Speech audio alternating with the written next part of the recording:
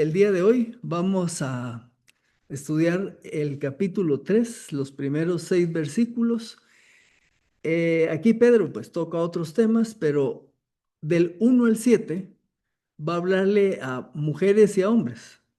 Ahí voy a explicar más adelante porque de esos 7 versículos, 6 se los dedica a la mujer y uno a los hombres. Y van a decir que eso es injusto, pero vamos a explicar algo del contexto. Pero antes de seguir, vamos a orar. Padre, te damos gracias porque nuevamente podemos estar estudiando tu palabra. Seguimos con Primera de Pedro y ya hemos visto este tema que él desarrolla sobre sujetarse a las instituciones humanas y ahora nos toca estudiar el tema de la mujer en la relación del hogar. Así que ayúdanos dándonos sabiduría, pero que tu Espíritu Santo también trabaje en nosotros para entender tu palabra y lo más difícil a veces es que la pongamos en práctica. Y para eso también necesitamos tu ayuda. En el nombre del Señor Jesús, oramos. Amén. Pues bien, Primera de Pedro 1:6, vamos a tener aquí lo que les escribí, dice preámbulo o exordio. Es para que aprendamos palabras raras, ¿ah? Exordio es lo mismo que preámbulo. Y preámbulo es cuando se va a abordar algo a manera de introducción antes de entrar al tema que vamos a estudiar. Primera de Corintios, capítulo 14, versículo 33, parte A, lo escribe Pablo y lo escribe en un contexto de desorden y confusión. Recuérdense que cuando vemos un texto, siempre decimos que hay que ver su contexto. El capítulo 14 de Corintios, Pablo está hablando de las personas que hablan en lenguas, pero que hablan casi que a veces todas al mismo tiempo. Luego hay otros que interpretan, luego hay otros que profetizan. Y Pablo decía, miren, así como lo están haciendo, entra una persona que no conoce a Cristo y va a haber un gran desorden, ¿verdad? Y entonces en ese contexto donde había desorden y confusión, Pablo resume lo que está diciendo con esto, porque Dios no es un Dios de desorden, sino de paz. Y esto lo menciono para lo que vamos a ver en Pedro. Desorden, sinónimos: revolución, tumulto, anarquía, trastorno, inestabilidad, volubilidad, confusión, insurrección. Paz es tranquilidad, integridad. Un estado de paz dice que todas sus partes esenciales están unidas. Eso es estar en paz cuando uno está integrado. Dice que también es una relación de armonía entre las personas, sin enfrentamientos ni conflictos, ausencia de ruido o ajetreo en un lugar o en un momento. Bueno, estoy contrastando lo que es el desorden con la paz, porque Dios es un Dios de orden, no es un Dios de desorden, sino un Dios de paz, decía el pasaje. Anarquía lo vimos ya en alguna de las lecciones anteriores. Sinónimos: acracia, o sea, eso es sinónimo de anarquía, pero también quiere decir desgobierno, desorden, caos, confusión. Cuando usted llega a una clase de parvulitos y están todos los niños gritando, tirando almohadillas y todo, dice, esto es un caos, ¿verdad? Sí, porque es un desorden. Antónimo, la palabra que tiene un significado opuesto.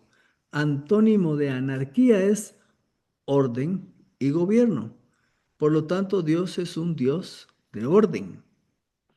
Así entonces, las estructuras de la sociedad funcionan cuando hay orden y hay disfunción cuando hay caos, o sea, cuando hay desorden. Lo que estábamos platicando al principio, nuestro país tiene muchos problemas y dice, ¿y qué podemos hacer? Y una hermana nos compartía que en un proceso de tipo legal le desaparecieron su expediente. Eso es caos, eso es desorden, ¿verdad? Y entonces cuando existe eso, no se vive bien. En el hogar ocurre lo mismo. Y la enseñanza de Pedro apunta a que el hogar funcione en orden. ¿Cuál era el rol o el papel o la función de la mujer en el Imperio Romano? Estas funciones de la mujer en aquel entonces, y es cuando Pedro escribe su carta, estaban definidas por los hombres en sus vidas. Las mujeres de la antigua Roma eran valoradas principalmente como esposas y madres. Su vida giraba en torno a la familia. La mujer en aquel entonces tenía una serie de limitaciones, por ejemplo, limitaciones legales. No podían votar, participar en política o ejercer cargos públicos. Por lo menos aquí en Occidente, si mi mente no me falla, fue hasta el principios del siglo XX, creo yo, que por lo menos en Estados Unidos las mujeres adquirieron el derecho a votar, para que vean. Y estamos hablando de la época del Imperio Romano. Donde hubieran elecciones, no participaban las mujeres, menos optar a una posición política. Y si ustedes quieren, no está muy lejos tampoco de la realidad, porque si ustedes se preguntan en América Latina cuántas mujeres presidentes han habido, las cuentan con los dedos, ¿verdad? Cristina Kirchner en Argentina, la doctora que fue presidenta de Chile, ahorita se me fue el nombre, la señora Chamorro en Nicaragua, hubo una presidenta mujer en Costa Rica, ahorita hay una en Honduras, ¿verdad? Entonces, y eso será en los últimos 20 años, ¿verdad? Entonces, no muy diferente de lo que era la sociedad romana. Bueno, otro elemento era que el varón Michelle Bachelet, me escribieron aquí que fue la de Chile, va. Y Xiomara Castro, creo que es la de Honduras. Ya me están viniendo los nombres, ¿verdad? Bueno, había otro elemento que se llamaba patria potestas, el pater familias, o sea, el padre o marido tenía la autoridad sobre la mujer y podía tomar decisiones sobre su vida y propiedades.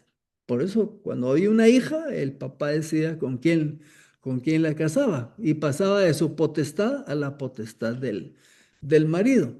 Esta patria potestad es, la de México, se llama Sheinbaum. Se me fue el nombre también, ¿verdad? Pero ahí se acordarán. Laura Chinchilla de Costa Rica. Aquí me tengo a Pepe Grillo que me está recordando todos los nombres. Bueno, eh, Claudia Sheinbaum es la de México, ¿verdad? Y entonces, con los hijos, fíjense que un papá romano, si quería, podía matar a uno de sus hijos y no era un delito, porque tenía el poder absoluto sobre su familia. En cuanto a educación, las mujeres básicamente recibían educación, pero enfocada a tareas domésticas y la crianza de los hijos. Y vemos esto porque si usted mira nuestra sociedad actual, es muy diferente en cuanto al rol de la mujer. La carrera que yo tengo, cuando yo estudié, éramos, haga de cuenta que 60, 70 hombres y solo 14 mujeres. 1980 por allá, ¿verdad? Usted va hoy y va a ver que en la carrera mía la mayoría son mujeres, ya pasó del 50%. Entonces hay un papel diferente. Bueno, este trasfondo que estoy mencionando nos ayuda a entender por qué Pedro le dedica 6 versículos a la mujer y uno al hombre. Porque la mujer está en una situación difícil en aquellos tiempos. Hasta hoy hemos visto que Pedro dice estén sujetos a toda institución humana por causa del Señor. Recuérdense que la motivación es el Señor. Nos decía estén sujetos al rey, a los gobernantes. En la última lección vimos los amos, perdón, los siervos sujetos a sus amos.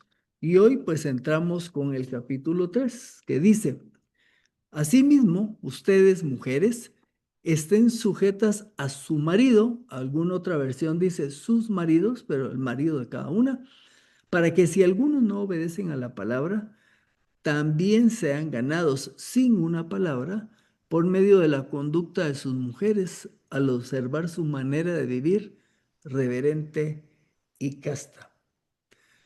Dice mujeres estén sujetas. Esta palabra viene de una palabra latina que está escrita ahí, que quiere decir acción de poner debajo. O sea, quien se sujeta se coloca por debajo de. Pero también otra de las acepciones es someterse a sí mismo, o sea, que lo hace de manera voluntaria. Esa es la idea, pues, cuando hablamos en este contexto. Hay quienes están sometidos, pero a la fuerza. Si yo les dijera cómo está Venezuela ahorita, pues ese es un pueblo que no está sometido voluntariamente, sino no tienen otro remedio. Ahora, cuando dice estén sujetas a su marido, esto nos está diciendo que la sujeción no es de las mujeres a todos los hombres, sino es de una esposa a su esposo. Ella no le debe sujeción al varón vecino, ¿verdad? Es a su esposo. Ahora, ¿qué tipo de esposo o de marido? Dice el pasaje que es un marido que no obedece a la palabra. Cuando yo empecé viendo este pasaje, tuve la primera idea de que pudiera ser un esposo creyente, pero que no se sujeta a la palabra. Sin embargo, los autores que estudian más a fondo las escrituras, casi todos coinciden que Pedro le está hablando a mujeres que su esposo no es creyente. A eso se refiere. No obedece a la palabra, es un marido que no es creyente. Ahora alguno me podría decir, bueno, ¿para qué se casaron con un no creyente? Lo más probable es que estas mujeres, ya estando casadas, se convirtieron al Señor, ¿verdad? Y entonces a estas mujeres les está diciendo Pablo, bueno, qué es lo que tienen que hacer? ¿Cómo se deben de desenvolver? A mediados del primer siglo de nuestra era cristiana, fíjense bien cómo era la situación. Se esperaba que la mujer profesara la religión del esposo. Por ejemplo, si un esposo adoptaba la fe cristiana, la esposa le tocaba hacer lo mismo. Pero, por el lado contrario, si la mujer es la que se hacía cristiana, su esposo podía considerarla infiel a él y a su religión pagana. Esto ocasionaba tensión en el hogar. Y posiblemente este tipo de hogares está hablando aquí Pedro. Se convierte la mujer, ahora conoce a Cristo, empieza a crecer en la fe y todo lo demás, y el esposo no. ¿Qué hace esta esposa? Algunos comentan que quizás algunas mujeres han de haber pensado, bueno, ya que el otro no es creyente, es hijo del diablo, yo soy hija de Dios, pues me voy, ¿verdad? Entonces Pedro aquí está orientando a estas mujeres. Es por eso que Pedro aconseja a estas esposas, esta es una cita del escritor Kistemaker, dice que Pedro aconseja a estas esposas que sean sumisas a sus maridos, aunque estos le hagan la vida miserable a causa de su compromiso cristiano. El apóstol se da cuenta de cuán grande es la dificultad de las mujeres cristianas cuyos esposos se niegan a prestarle atención al Evangelio. Claro, esa frase ahí dice, aunque le hiciera la vida miserable a su esposa por ser creyente, entonces va a venir alguna mujer y va a decir, bueno, pero entonces tampoco así, ¿verdad? Bueno, vamos a ver un poco más cómo abordarlo. Dice que el marido que no obedece a la palabra, y aquí lo puse en mayúsculas porque aquí entendamos que es la palabra de Dios, podía ser ganado sin una palabra, y aquí lo puse en minúscula, ¿verdad? De alguna manera, Pedro lo que está diciendo, bueno, hay una manera de que estos hombres que no son creyentes puedan llegar a creer, ¿verdad? Y es más, hasta sin que medie palabra. ¿Cómo? Por medio de la conducta de sus mujeres, al observar su manera de vivir reverente, respetuosa, quiere decir eso, reverente, respetuosa y casta, o sea, de una conducta correcta. Ujú. Palabras versus conducta. Escuché también algunos mensajes sobre estos versículos y coincidieron por lo menos un par de pastores donde dicen que cuando una mujer tiene un esposo que no es creyente, tiene que tener cuidado porque quizás su primera intención pues va a ser compartirle el evangelio, ¿verdad? Entonces le va a dar un testimonio verbal. En nuestros días va a poner la radio, va a poner la radio cultural o la ilumina, ¿va? Para que el marido oiga, le va a traer algunos invitados a la casa para que les comparte el evangelio. Y entonces lo que puede pasar es que lo va a saturar. Este marido no creyente está bien, en algún punto se le comparte el evangelio, pero lo que hay que tener cuidado es de no sobresaturarlo.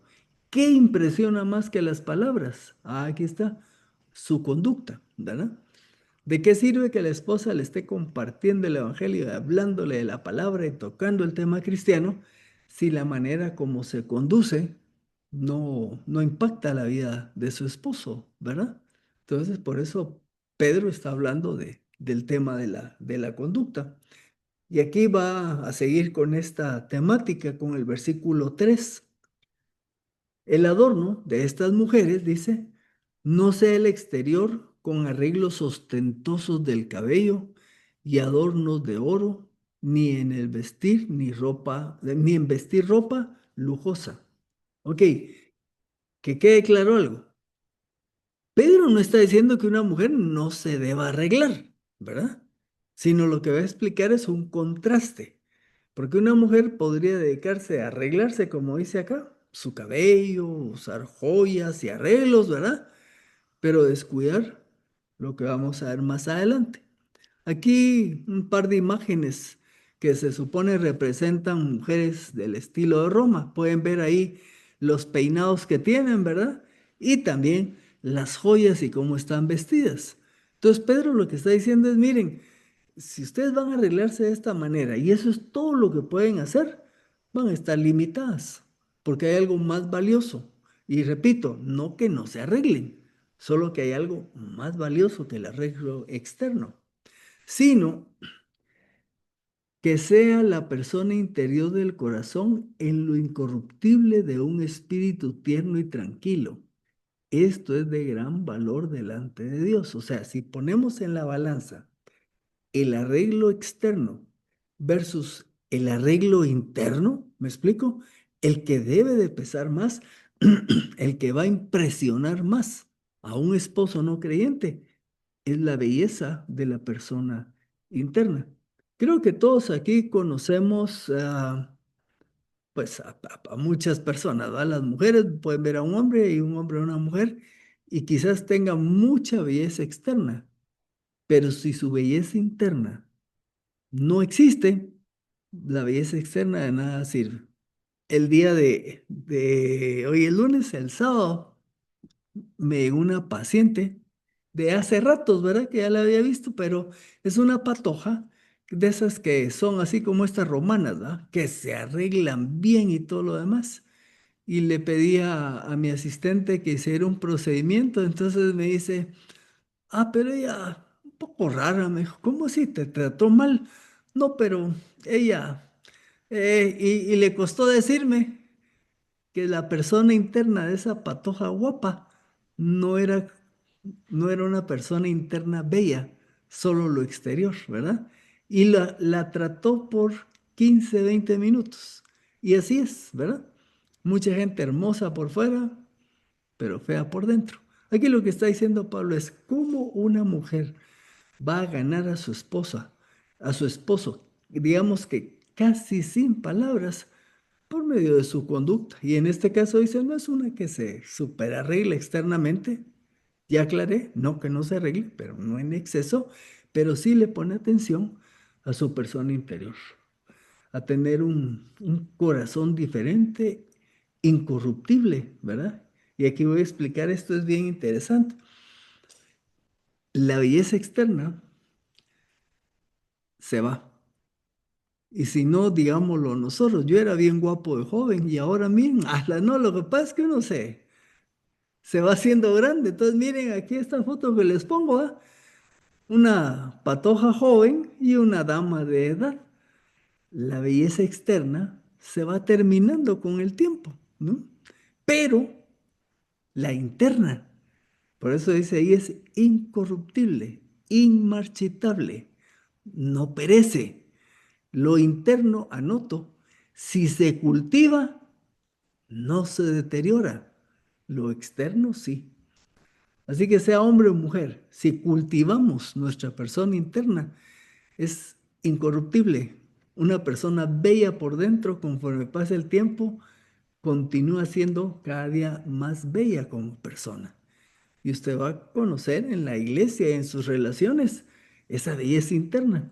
Y fíjense que la belleza interna impacta de tal manera que uno no le pone tanta atención a la belleza externa. Qué agradable es estar con aquellas personas que tienen belleza interna, ¿me explico?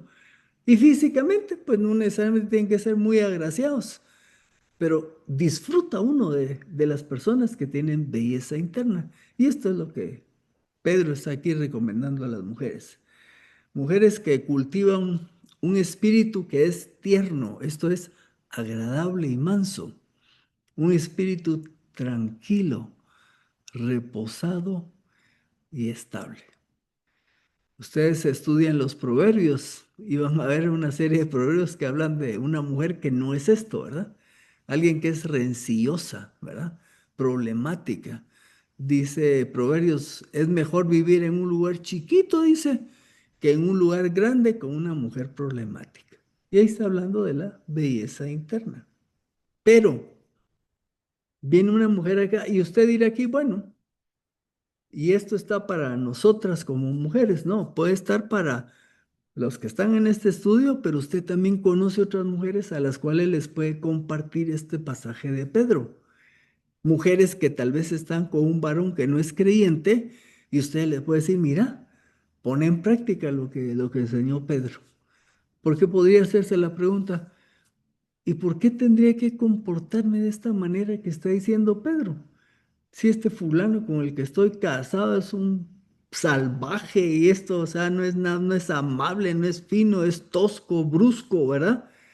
¿Por qué voy a tener yo que portarme así como está diciendo el pasaje? El mismo versículo lo dice, porque esto es de gran valor delante de Dios. ¿Por qué una mujer va a ser sujeta a su esposo con el objetivo de ganarlo? Porque esto es de gran valor delante de Dios. Su motivación debe de ser Dios mismo. Y esto se extiende a todos los demás. Varones que estemos en relaciones de sujeción contra los gobernantes, sujeción contra nuestros jefes en las oficinas. También podemos trabajar nuestra belleza interna. Y esa belleza interna va a causar un efecto hacia lo exterior. Versículo 5. Porque así también dice, pone un ejemplo, se adornaban en tiempos antiguos aquellas santas mujeres que esperaban en Dios y estaban sujetas a su propio marido. Pedro está diciendo, no es algo que yo les estoy pidiendo a ustedes ahora, esto ya en el pasado hay mujeres que han sido así de bellas internamente, sujetas a su marido y tenemos ejemplos. Y van a ver que va a poner un ejemplo un poquito más adelante. Las lecturas de Pedro no serían las primeras en practicar la sumisión ante un esposo no creyente. En el pasado ya hubo mujeres que, confiando en Dios, se sometieron a su propio marido. Y el ejemplo es, así Sara obedeció a Abraham llamándolo Señor. Por cierto, esto no quiere decir que una mujer hoy día para expresar sujeción le tenga que decir Señor a su marido, ¿ah? Pasa adelante, mi señor, ¿verdad? O sea, lo que está explicando aquí es una actitud de respeto, ¿verdad? Y ustedes dice a las que están leyendo a Pedro, han venido a ser hijas de ella, de Sara, si hacen el bien y no tienen miedo de ninguna amenaza. Si ustedes siguen el ejemplo de Sara y este ejemplo que él está poniendo de sumisión, entonces les va a ir bien. Sara es un ejemplo. Y las mujeres del tiempo de Pedro y las que vendrían después, pues llegarían a ser como Sara, haciendo el bien y sin temor. Les voy a poner un ejemplo histórico. ¿Han oído hablar de San Agustín de Hipona? Podemos afirmar que es uno de los grandes en la historia de la iglesia, un creyente muy destacado, escribió bastante, muy atinado, ¿verdad?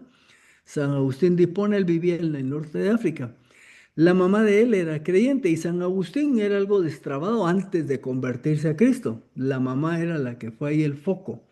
La mamá se llamaba Mónica. Y aquí tengo un pequeño extracto de esa historia. El papá de Agustín de Hipona se llamaba Patricio, su mamá Mónica. Patricio, el padre de San Agustín, en el caso de su conversión fue un evento significativo para la familia, aunque él se convierte ya en sus últimos años antes de morir. Patricio era un pagano, o sea, no creía en Cristo, pero se convirtió al cristianismo gracias a la influencia de su esposa, Mónica, y a su testimonio de vida. Esta conversión, aunque tardía, fue un momento de alegría para Mónica y un testimonio del poder de la fe. Usted diría, va, poneme un ejemplo. Bueno, está el ejemplo este, ¿verdad? Mónica logró la conversión de su esposo, dice ahí, por su influencia y su testimonio de vida.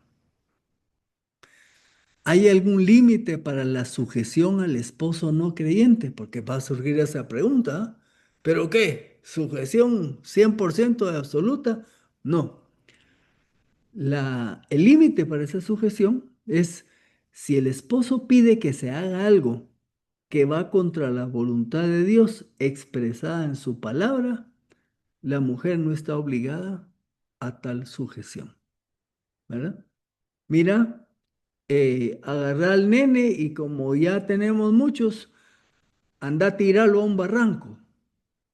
Ahí es una situación en que la mujer no podría sujetarse a esto. Mira, vino mi buen amigo, quiero que te acostes con él. No, porque eso va en contra de la voluntad de Dios. Cualquier cosa que el esposo pudiera pedir que vaya en contra de la voluntad de Dios expresada en la Biblia, ese es el límite de la sujeción. Ahora, es muy probable que una mujer sabia que se ha embellecido internamente va ganando poco a poco el corazón de su esposo y un esposo así no le pediría cosas como esas, pero si se dieran, ahí está, ahí está el límite. Agreguemos a esto, porque puede que haya inquietudes, las platicamos ahorita al final y con esto voy a terminar. Vamos a agregar lo que Pablo enseñó en condiciones similares. Primera Corintios capítulo 7. Pero a los demás digo, yo, no el Señor, que si un hermano tiene una mujer que no es creyente y ella consiente en vivir con él, no la abandone. Y la mujer cuyo marido no es creyente y él consiente en vivir con ella, no abandone a su marido. Porque el marido que no es creyente es santificado por medio de su mujer. Y la mujer que no es creyente es santificada por medio de su marido creyente. Pedro lo que buscaba es que esta mujer, a través de su sumisión y el desarrollo de su belleza interna, ganara para Cristo a su esposo. Y Pablo aquí nos da una idea similar. Sin embargo, si el que no es creyente se separa, que se separe. En tales casos, el hermano o la hermana no están obligados, sino que Dios nos ha llamado para vivir en paz. Pues, ¿cómo sabes tu mujer si salvarás a tu marido? ¿O cómo sabes tu marido si salvarás a tu mujer? O sea, la convivencia en estos casos, el objetivo es la conversión del otro. Pablo dice, bueno, pero si el otro hubiera habido un marido que le dice a la esposa, ah, te hiciste cristiana, pues me voy, ¿verdad? Bueno, es ahí donde Pablo le dice, ok, ahí sí ya no puedes hacer nada, ¿verdad? Así que termino. El objetivo de la sujeción, en el caso de una mujer a su esposo, es ayudar a la conversión del esposo, buscando primeramente o prioritariamente agradar a Dios. Y vamos a llegar hasta acá con el saludo respectivo.